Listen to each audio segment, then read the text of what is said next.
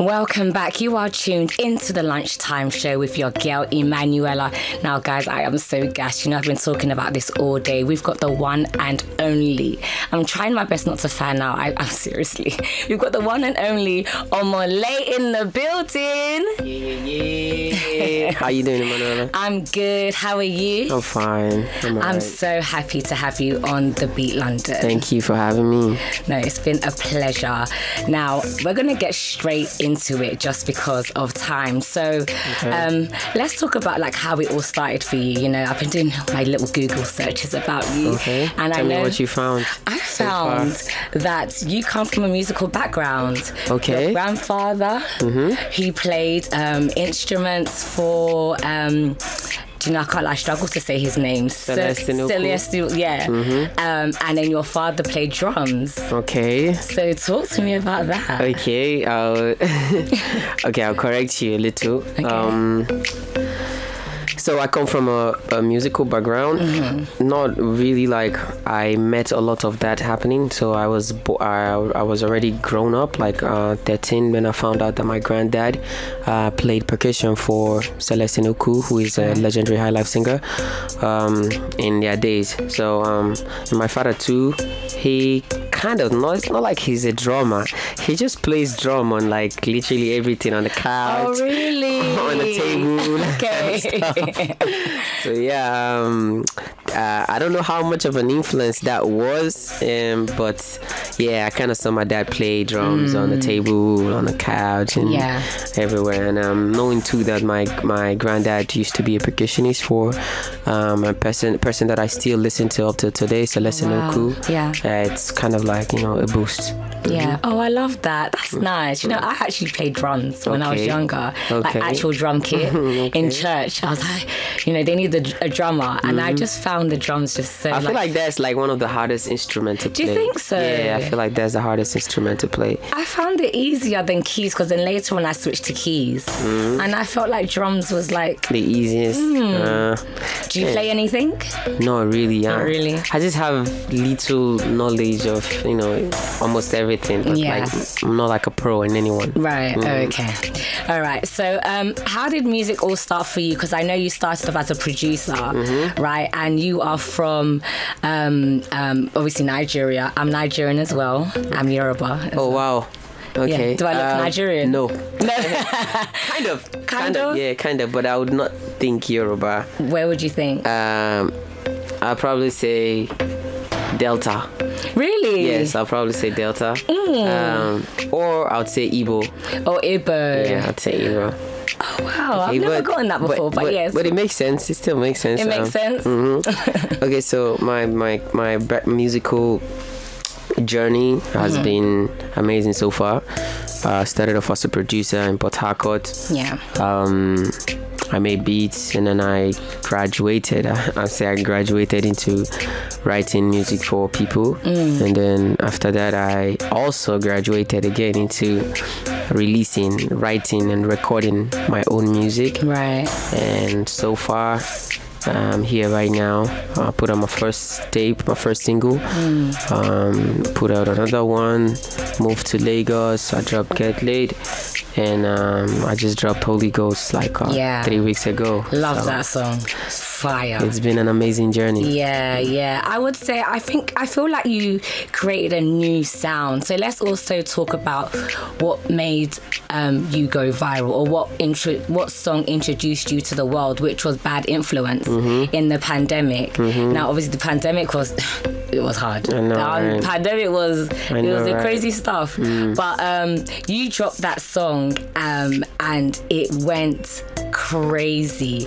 So what influenced that? Where did it come from? I hate that I always have to talk about the pandemic, you know? I know, it's so annoying. That's when I get it. Okay, but I mean, obviously that was when it all started for me during the pandemic. I hate that I have to talk about the pandemic, but that was such a year for the whole world. That was such a sad year for the whole world. And I'm not going to take any credit. I'm not going to give that year any credit.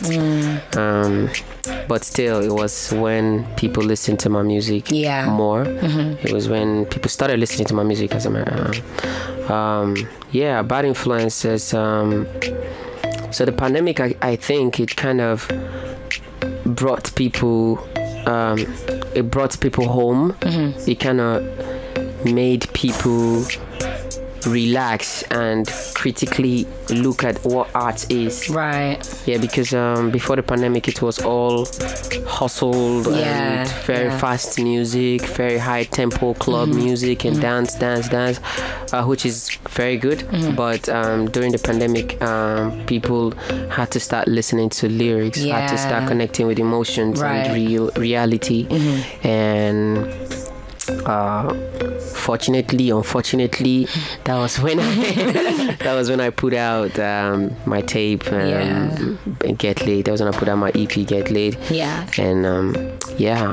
And I've always been authentic, and that was just me telling my story at the time. And because people were home and taking their time to connect with art and reality, they connected with me. No, that's so good. I think the pandemic was just a time of like self-reflection. So everybody, you had no choice but to self-reflect and dig deeper into like your life and what you believe, just who you are as a person and just the world. So I agree with that. Okay, let's talk on some more positive stuff since you don't like talking about the pandemic. You've had some really big collaborations, and I just feel like it's so cool that Afrobeats, especially, like, Afrobeats to the world. Afrobeats to the world. African music in general to the world. In general, for sure. But you've worked with the likes of Justin Bieber, Olamide, the South American artist Ozuna, and I'm just like, this is a big deal, like really big. So talk to me about Justin Bieber. I'm going to talk to you about the whole collaborations in general. I'm going to talk to you about African music in general. I feel like this is a time for African music. This is time for Africa, and it's happening through our music first. A lot more is going to happen in the future, which I'm very positive about. But the world is just beginning to realize how beautiful Africa as a continent is, and they're just catching up to the music for now. And, it's going to go beyond that, but the music is just an introduction of how beautiful Africa is in general. So this is like a win. Afrobeat is leading the music thing for Africa. That's right. But it's a win for the whole of the continent. No, I agree. I think like it's undeniable how powerful Afrobeats is, or African music is in general, and it's here to stay, of course. It is here to stay. Forever. I want to talk about, if you want to, but we know that at some point you and Thames, you was in Uganda. Uganda, that experience. Now, do you want to break it down to us? I have never broken it down before. Probably one time with Muyiwa, who's my brother, who's Thames' manager too. That was an amazing time for me. It was an amazing time, though it looked rough. It was rough at the moment, but now looking back at the whole thing, it was, it had to happen. And that kind of gave me the relationship that I have with Muyiwa today. And even Thames. So wait, let's give context, because some people may not know. But Muyiwa is Thames' manager. He was in the same cell with me. Let's break down what happened. So what had happened was, you and Thames was in Uganda for a show. I'm gonna let you continue. We were there for a show during the pandemic. For some reasons, paperwork were not properly, I wouldn't say properly done, but we had paperwork to perform. But for some reasons, we got arrested after performing, and we were sent to jail. We were in jail for 2 days. Gosh, that's awful. Not jail in Africa. Jail in Uganda. Worse. Big shout out to my Ugandan people, though. Shout out UG.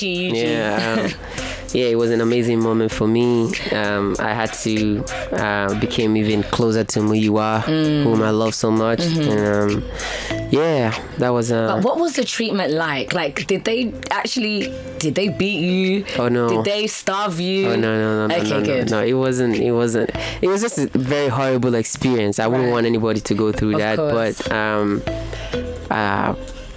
I wasn't treated so bad. That's good. But yeah, they were gonna cut my hair. I wore the precinct uniform. They were gonna cut your hair. Yeah, I was so close to cutting my hair. But somehow the person who was in charge of the prison is a fan of my music. Okay. So he kind of got me like a nice spot. Me and my guys a nice spot, and gave us books, He looked after you. like looked after us, like proper. But we still kind of wore the uniforms. Right. That was God sending someone to be in your corner. Right. Yeah. Well, you and Thames need to do a collab. We need a collaboration track for that. Not obviously to talk about. It could be talking about that experience. We'll see. Anything. We'll see. Is Thames in the works for 2024? We'll see. Any exclusive? We'll see. Okay. Oh gosh, guys, I'm trying my best to squeeze some stuff out of it. Okay. I want to talk about your new single, Holy Ghost. Now, I'm a Christian. Okay, I'm a Christian girl. I love Jesus. Right? Okay. And obviously, Holy Ghost is like, Trinity. So what inspired you to, make that track, Holy Ghost? And obviously, if you are religious or have faith, was that did that also influence you when you made this track? I am not religious at all, but I believe in God. Yeah. I also respect and adore the story of Jesus because he has taught me so much. But I'm not religious in any way, in any form. Yeah. Of course, I have a religious background, Christianity. Okay. Which I was going to confirm to Islam at some point, but yeah. So the feeling of Holy Ghost is just like there's this very good energy, this clarity of mind, like peace. It does. When you listen to that track, you just feel a sense of peace and like relax. That was the whole idea. Yeah. So it only made sense that it started with Holy Ghost, and it was just a feeling. It was just the point where I was at the time. I felt that energy, that peace. You feel me? So I just, in the best way that I could, and also I was also in a place where I have been very positive since before the release of Holy Ghost. I have just been in a new mental state. So I wanted to share that part of me with the world. Yeah. And that's why the song is like get up and dance, get up and dance. So putting the whole thing together, and it came out as Holy Ghost as a song. Yeah, no, love that. Okay, I want to quickly talk about this, Twitter and the whole world kind of calls you like Afro-Depression. How do you feel? I am what I am. Are you not trying to not rebrand, but how does that make you feel? Because obviously the word depression is just a negative word, right? And then I don't think your music is depressing at all. But the streets be calling you Afro-Depression. It is what it is. And it seems like you got a lot of heartbreak songs, and I just make my music how I want to make my music. Yeah. I try my best as possible to. Sorry about that. It's okay. I try as much as possible to stay away from titles and everything the world is trying to put on you, because like my guy will always say, when the smoke clears, then you see clearly.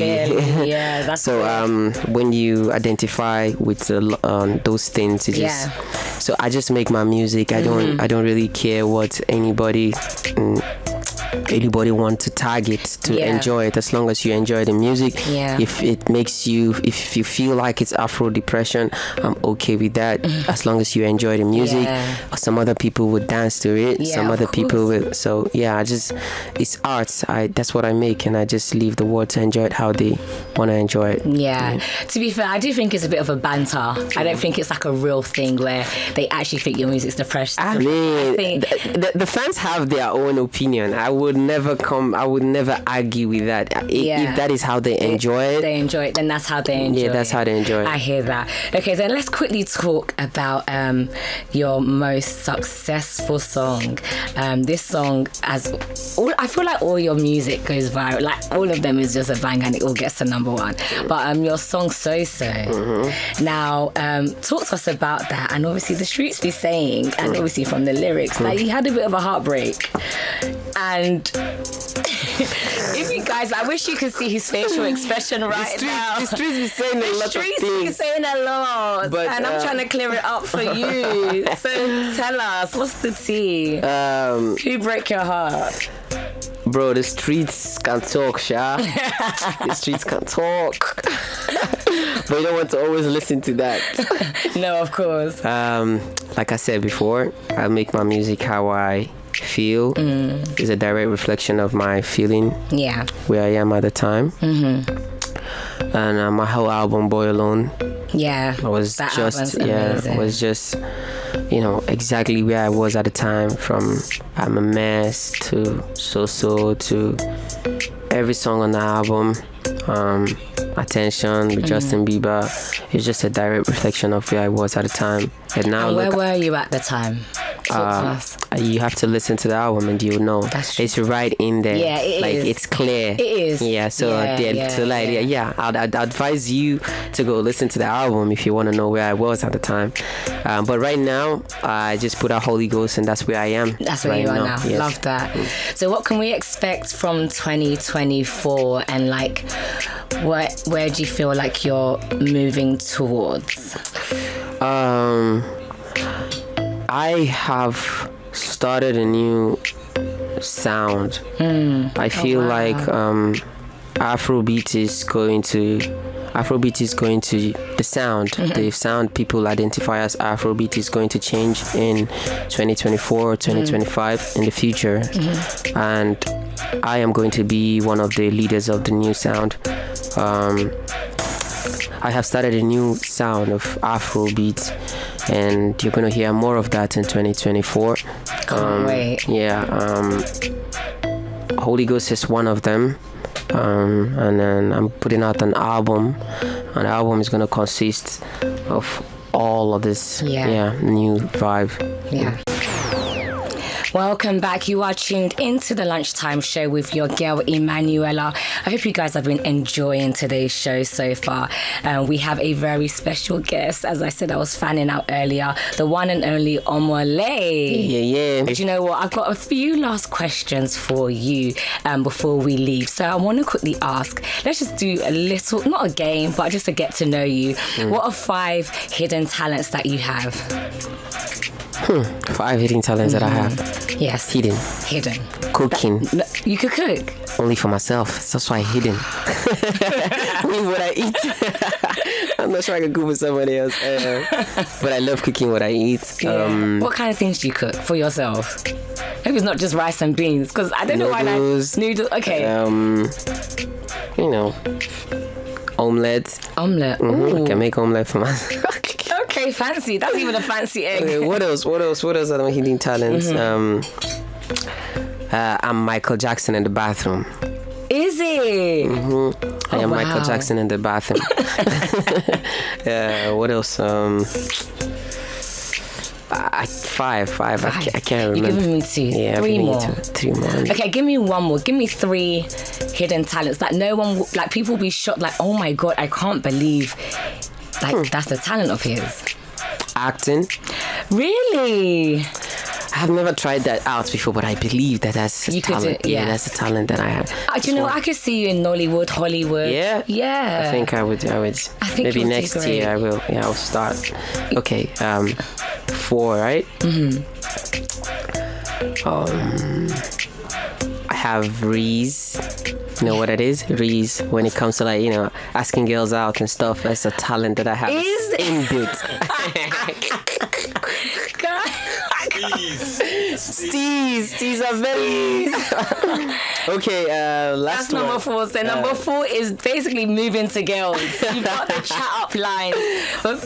Okay, I think that's all for now. That's all I can mention for now. Now. Yeah. Okay, cool. I feel like there's one more that's inside that you're. Yeah, I'll just save that one. You want to save that It's one? not something I say on the radio.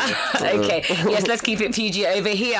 All right, then. Do you know what I have to ask? Because obviously there's a lot of female fans out there. There's a lot of women that love you. So are you currently dating? Or Oh no, I've been single forever.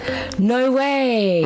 I like it. I enjoy it. You enjoy it? And I want to stay that way for God knows how long. No, we need you to have a wife. We need a Mrs. Omah Lay. Okay. So guys, if you are interested, you know where to find him. Yeah, you know where to find him. You know where to find him. I'm the only Omah Lay in the world, so once you type Omah Lay, I'm gonna pop up. There you go, guys. So he has given you the okay to slide into his DMs. Slide in. Slide in. Okay. Slide in and slide out. Okay, well, guys, we have to wrap up. Is there any last words? Anything you would like to let us know? I would like a bit of an exclusive from you because, you know, we need my new album is coming next year. I'm already in works. It's already in works. And yeah, a new album is coming. New Omah Lay is coming real soon. Yeah. Can you just give a quick advice to anyone out there? I know sometimes it's a bit like, oh, give advice to upcoming artists, but especially for someone like you who created a new sound, you actually done something that had not been done. So for people who kind of have something that they've not seen before, or like they're merging different things, like what sort of advice would you give that type of person? Not really someone who's already done what's already out there, if you get what I mean. You have to be confident in yourself. Stay true to your stuff, no matter what no matter where the world is going. Always find that place where you feel like this is home for me. This is where I do it better. Always find that place and stick and get better at doing it. And lastly, the sun shines for everybody. You just have to go outside and get it. Yeah, that's good. No, Peace. Thank you so much. Come on, Pastor Omah Lay. I also heard you wanted to be a pastor at one point. Nah, not anymore. I feel like you could. No way. You would have a great I was very young when I said that. When I said I wanted to be a pastor. I feel like God will still call you back to be in pastoring. I think God called me to do what I'm doing right now. So you're preaching through your music. Yeah, I'm preaching through my music. Love anyway. that. Yeah. Love that. It's not all about the pulpit. It's not all about. Anyways, thank you so much, Omah Lay, for being with me. Emmanuella. It's been a pleasure. Thank you. All right, guys. Well, you know what to do. Follow us on all social media platforms at The Beat London 103.6 FM. My personal Insta is Emmanuella _Afalabi, and our one and only guest, Omah Lay _. No, it's Omah _Lay, isn't it? Right. And you know, he's dropped his recent album called it's completely gone off my head. Boy Alone. Why Boy Alone? Anyways, please check out his album Boy Alone, and that's also a way for you to get to know his music and where he was at that time. But stay tuned, I've still got more for you, more music, more entertainment, and more with Emmanuella.